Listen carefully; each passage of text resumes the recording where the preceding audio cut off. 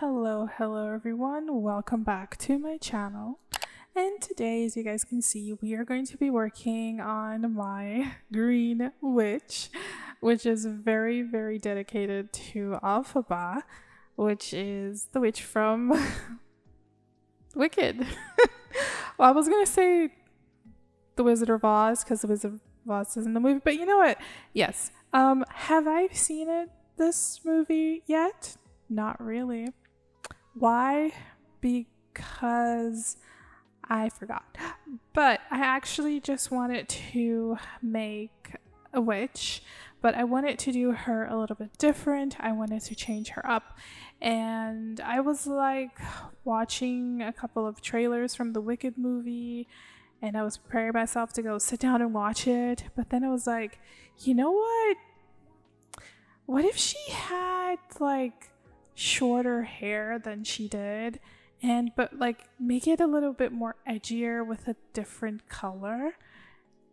I think I like that. I like that idea. And then I just went crazy and I did a sketch. I picked up an image of like the hair that I wanted, but something a little bit shorter up to the elbow.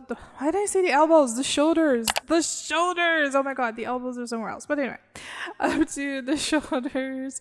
And I wanted to have some floral on her head, especially because if I seen on the trailer for the second movie that she's kind of being hunted down, but she was like in the middle of a forest and stuff like that. But then I was like, you know what? I'm gonna put some floral on this. I don't think she's actually that bad because I know a lot about the story, even though I haven't seen it per se yet. But I know a lot about the story. As you guys could see, I was going to draw her like in her natural tone without her actually going green, because I know that she went green because of a potion, if I'm not mistaken. Her mother drank a potion, or she was given a potion or something like that, and like she was born green. It's kind of like a curse thing. So I kind of decided to go on the route and just leaving her with her green skin. And I did, as I said, I took liberties and I changed a lot of things, especially since I haven't seen the movie.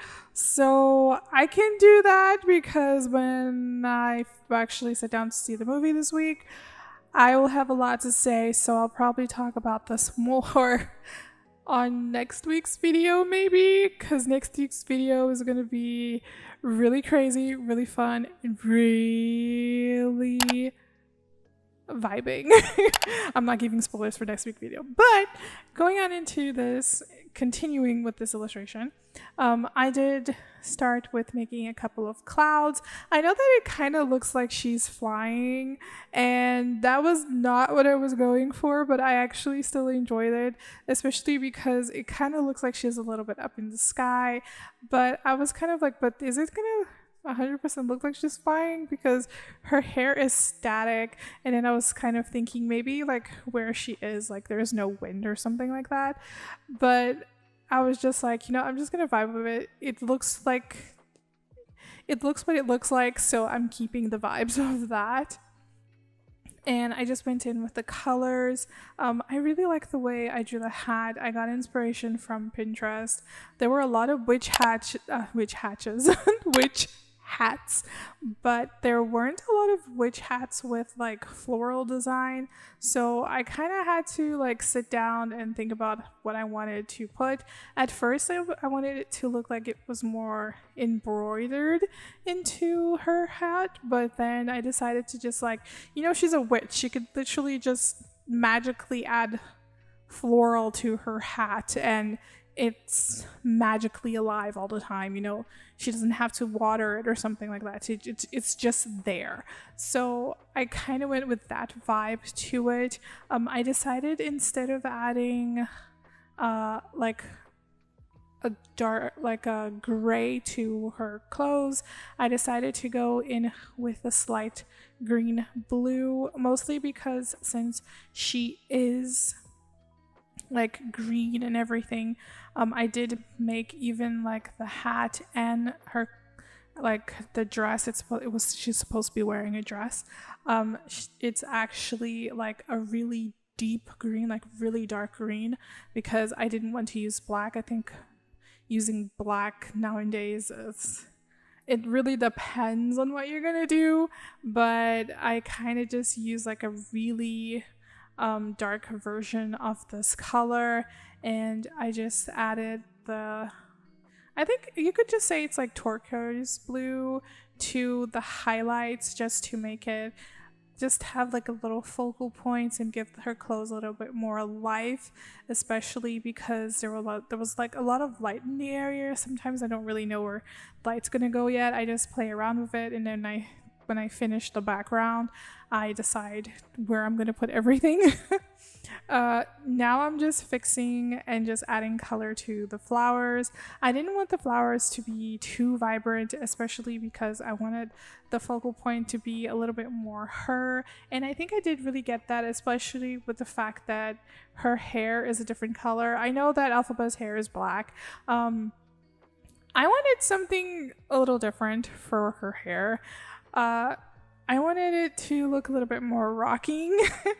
I want it to have a little bit more, I don't know, like a vibe, a style. I kind of imagine if you're going to be a rebel, you know, like you're going to do rebellious things.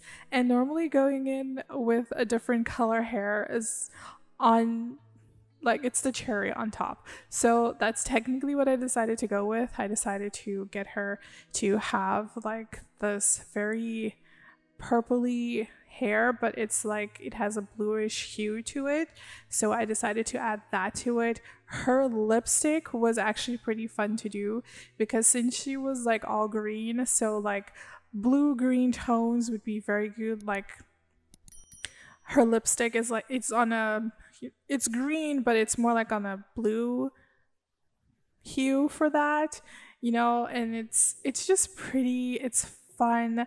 The one thing that I had, like, I thought I was going to have a lot of trouble with was technically deciding how I was going to color in her skin. I didn't know what I was going to do with her skin at first, mostly because, you know, she's green. So, and it kind of became a little bit monochromatic with the skin, because I was just using lots of different green hues and getting some details here. I actually picked up some color from the lipstick and that I had chosen, and I added it as shadow from other bits of like the illustration, and then I just started mixing it with the colors just to make it a little bit starting to make it a little bit more neutral afterwards, because I do love having my characters have a little bit of blush, a little bit of skin, you know, like to show that they're alive. So I decided to simply add this orangey tone that I've been using. I kind of mixed that up, so it kind of became like, it was like an orange with a green hue kind of a vibe going on. It actually gave her a little bit more life.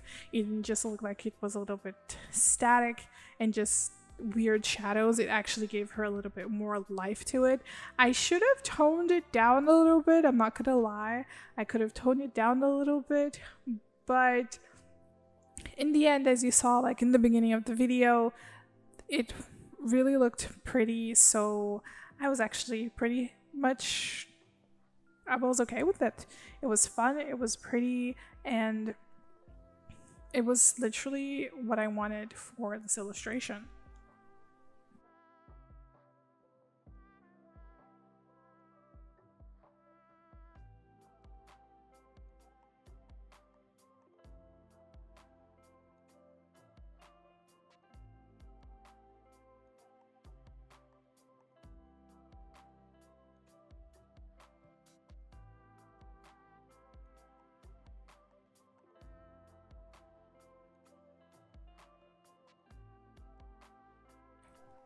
So when it came time for me to do some highlights, I actually really loved the way I highlighted her skin, especially her nose.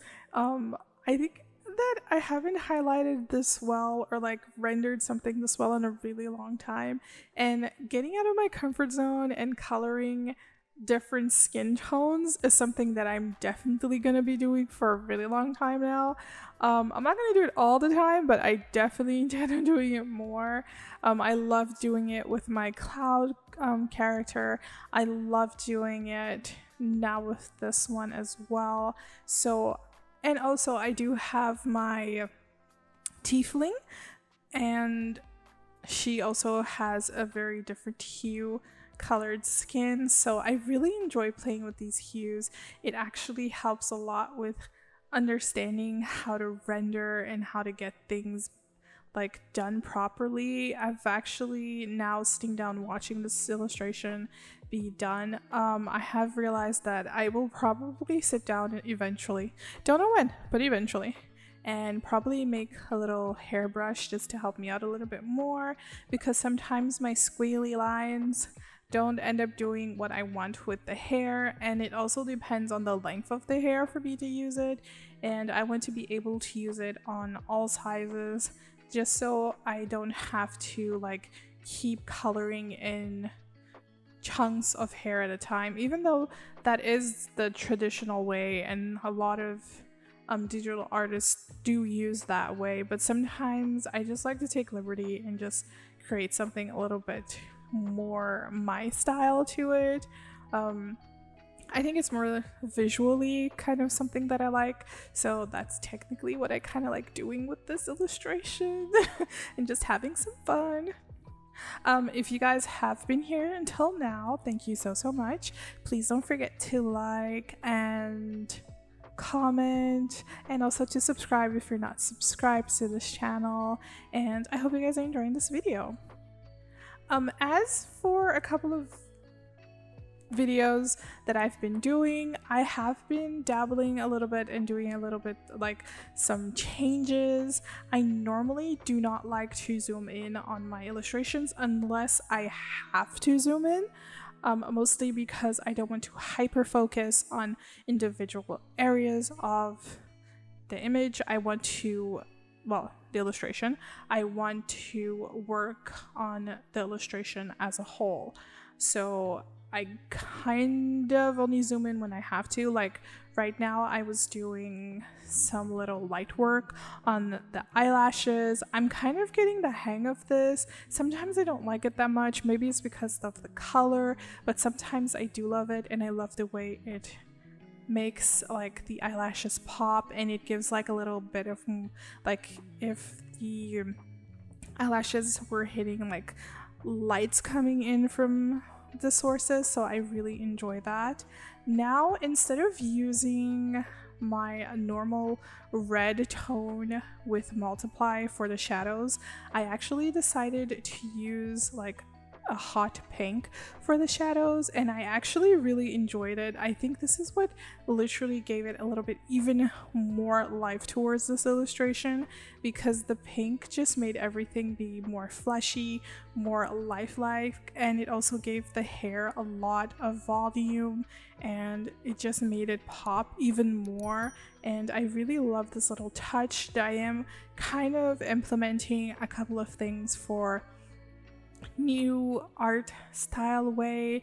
I normally do like large eyes. I'm probably gonna stop doing that and just play around and see how I like doing a little bit more human sized, but I'll see. I will see. We shall see with that. I also did add a little bit of this hot pink to her lips, because I wanted her lips to have a little bit more of a fuller effect and be even a little bit more like just showing off a little bit more.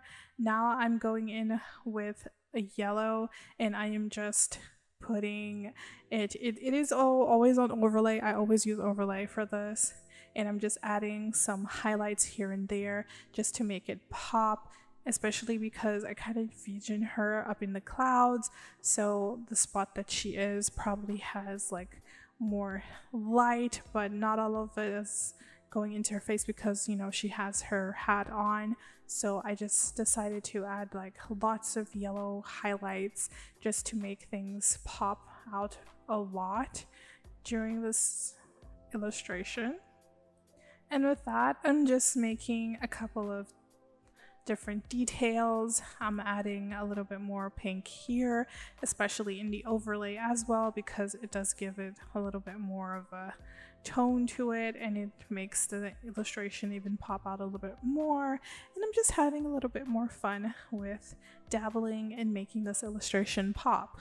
And that will be me ending my voiceover for you guys. And I hope you guys enjoyed this, and I will catch you guys next week for more. Have a great day, guys. Love y'all.